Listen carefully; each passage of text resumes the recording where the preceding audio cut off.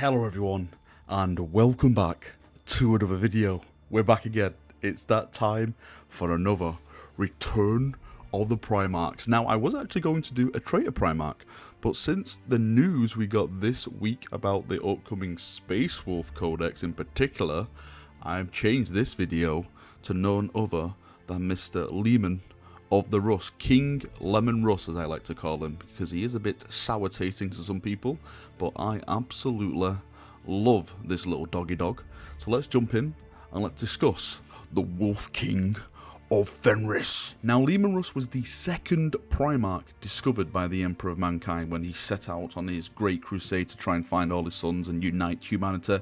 Horus being the first and perceived as the most favoured son. Horus actually was very, very jealous of Leman Russ and his discoverer, because he then saw it as like, this is the first person which is going to take the Emperor's gaze all off Horus himself, and you know, he came to the realization that there's going to be other brothers coming into the Emperor's limelight, and I'm no longer going to be pretty boy number one. It's very strange because, you know, Horus getting jealous, I wonder what that could lead to. Hopefully not mass genocide, a dying of the greatest empire that's ever lived, and, you know, your death of your father, or so-called death of your father. I shouldn't really say that, that is kind of heresy. Leman Russ had the title of the Executioner. He was basically the Emperor's executioner. He was sent forth to do the Emperor's executing, let's say. One being Magnus and the censure of the Thousand Sons. Of course, Horus tricked Leman Russ into absolutely killing them all and breaking Magnus over his knee like a twig. But the Emperor did send Russ out to go and bring Magnus back to Terra, so the Emperor could say, yo, One Eye, what the hell are you doing? I've told you not to dabble in this stuff.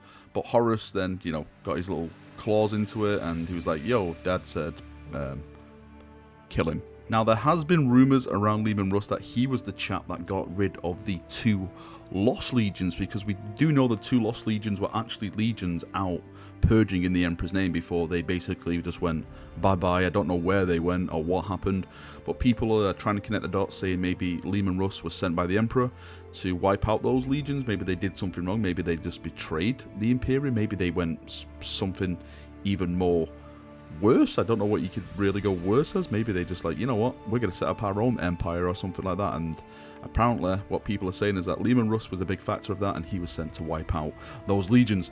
That has not been confirmed anywhere. That is just fan theories. Do not take this for like full-on biblical words. That is just theories. We know that Leman Russ was one of the last Primarchs to basically venture off and disappear into wherever he went to. There's an audiobook called Parting of the Ways. It's appearing on the screen now. It looks like you can get it over on Black Library, and this details what happens to Russ, how he vanishes and basically tells the Space Wolves, and more personally, how he tells Bjorn, right, I'm going to do some stuff, you stay here, BRB. And of course, it's been 10,000 years, BRB. So let's just get on to the main thing. Where the hell is Leman Russ? Where has he been all this time? How could he return? What happens if he did return to the Imperium? What consequences will follow the Wolf King of Fenris? Now, in the old lore, it's stated that Leman Russ has a vision of the Tree of Life, and this Tree of Life can basically save the Emperor, so that's where he ventures off into to find it. I've not seen this mentioned in any of the new lore at all, so I don't know if they're going to be retconning that and just doing their own little thing. I personally think that Leman Russ just disappeared just to disappear, and just to go fight, and, you know, just to go and purge things and find people to smash and kill. Now, I think along those travels, something happens to Leman Russ. I don't think he dies. Nope, he's not dead. Of course he's not dead, because we're returning of his return. But I think he gets trapped somewhere. And once he is trapped, he basically cannot get out. And I think now, with this huge, great rift which has happened, which is split across the galaxy, that has untrapped the Wolf King, and he's venturing back into the Imperium. He's probably still in the warp, but he's trying to find his way out now after being untrapped, and he's going to re-emerge with the I won't say all of the Wolf Lords that went with him, but, you know, a high number, or, you know, maybe a small number, since I don't know how long they've been fighting before they actually got trapped. And they're going to venture back into the Imperium, and they're going to be like, okay, what the hell in the Emperor's name has happened here. So let's say he comes out of the Great Rift or the Eye of Terror. He finds his way out and he makes it back into the Imperium. He sees everything that's happened, all the changes which has happened. He goes and finds whoever's in charge, and that leads him to Rebooter Guilliman, or maybe Rebooter Guilliman senses. He senses something, because all these Primarchs do have like a connection in some kind of way. So maybe he senses Leman Russ return, and he actually go and finds him, or meets him somewhere, or vice versa. Leman Russ senses Guilliman, and he go and finds him. Maybe it'd be better if the wolf tracked down Guilliman. That may be a bit of like poetic justice in a way. Now, my first reaction would be that Leman Russ would be very, very pissed off. Is pissed off the right probably words to use yet? Angry, mad, upset, not happy on how the Imperium has turned out. He actually was a huge believer in the Imperial dream about, you know, how humanity should be managed and stuff like that. And to see him come back into a setting where basically mankind has basically just dug itself into a huge hole, and I think if anything, you'll probably see that more as a cowardice, and he hates cowardice, and he would be very, very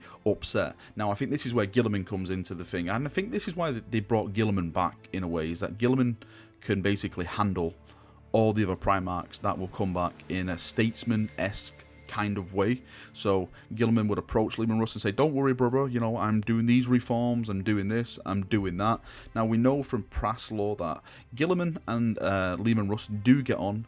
Leman Russ has always saw Guilliman as a bit boring, and of course Leman Russ, being Leman Russ, says he can beat Guilliman. He states that, but I think the only people that he states he can't beat in a duel are Sanguinius. No, actually, I think it's just Sanguinius. He basically says, Sanguinius, yeah, I can't beat him, but I can beat the rest of them. I think he says something like, I could spit on Lorgar and he'd fall down. Just goes to show how much love he has for Lorgar. But if he did come back, and yeah, like we were just saying, I think Rebooter Guilliman would handle him well and just say, okay, just calm down. We've got this under patrol. This is what's going on. I need you to do this, and I need you to do that. And I do think that Leman Russ would comply with, well, I won't call them orders, but, you know, he would see how Guilliman has made plans, and he would try to best to do them plans. But I don't think he'd do it Guilliman's way. Like, for example, if Guilliman said, right, I want you to go to this planet, do this and this and this, he'd probably stop at 4 other planets along the way and just purge them, just for, you know, just because they had a hint of like heresy, or, you know, there's bad guys near and stuff like that, because that's what Leman Russ does. He will eventually do the task you set him, but he'll do it in his own kind of way. Something I know which would really, really upset him is that what happened to Fenris. And if you're not up to date, what happened to Fenris is that Magnus basically returned, and he more or less destroyed Fenris. He like killed the population, attacked the Fang, burnt it all, just ruined the planet. It was basically Magnus getting revenge for Prospero. So if Leman Russ was to come back and he saw what Magnus had done, I think that would set up for 2 things. One, it would be an absolutely amazing storyline, because then you'll have Magnus versus Leman Russ 2.0. This time, well, I say this time, Magnus is in demon form. He was more or less in demon form when he fought him the first time. And yeah, so the story would be amazing. It would be great. You'll have Space Wolves going against the Thousand Suns again. That's always an iconic partnership where them two just go smashing things in the face. I think the only 2 legions which are more iconic at just hating each other is the Imperial Fist and the Iron Warriors. So I think it would make some great story, and it's going to be good to see just Leman Russ talking to Magnus again. Like, you know, how dare you do this and how dare you do that? Because at the end of the day, Leman Russ was actually quite upset what he did to Magnus, because he learned in the end that Horus tricked him into doing what he did to Prospero. So it could be, you know, you can have some nice dialogue saying, I never meant to do this, I was tricked by Horus and you chose the wrong side, yada yada yada. All that kind of stuff could probably come out. Now, another thing is that this could be a bit of a thorn in Leman Russ's side, because if he comes back, he sees Fenris in the state it's in. It's all burning, you know, the Space Wolves are basically on the brink of like death. The Fang is in ruins, Fenris is in ruins, and I can see Russ getting very, very angry, just seeing red and just going out seeking revenge. And in that state of you know, just blood hungry to get that revenge. He could be led into traps. Magnus could say, you know, try and bait him. I'm here. Come and get me, bro. Come and get me, wolf boy. And him going there and him seeking out Magnus for revenge could just, you know, doom his entire chapter, or, you know, legion, if he's still got a ton of people who are following him. Either way, if his return does happen, I think it does make the most logical sense with the Space Wolf Codex just been announced on the Warhammer community site at the UK Games Expo. I think it would be great if he was added into that codex and he was brought back. And, you know, of course, this is just my story. I'm sure the GW writers are going to have far better stories than me. This is me just fanboying out. But I do think it makes the most logical sense this year that Leman Russ is the next returning Primarch. He's probably not the most wanted or the most fabulous Primarch to return. You know, people love the idea of Dragon's Eye Khan or the Lion returning. But on a logical scale, Leman Russ makes the most sense as of now. Alright chaps, that is me done for another video. I hope you've enjoyed this one. Again, I'm sorry if you was expecting a traitor Primarch, because I know I did promise some people a traitor Primarch, but with all the Space Wolf stuff happening, I just wanted to jump on the hype train. I'm in completely hype mode. Hopefully Leman Russ does come back, because we do need some loyalists on Guilliman's side.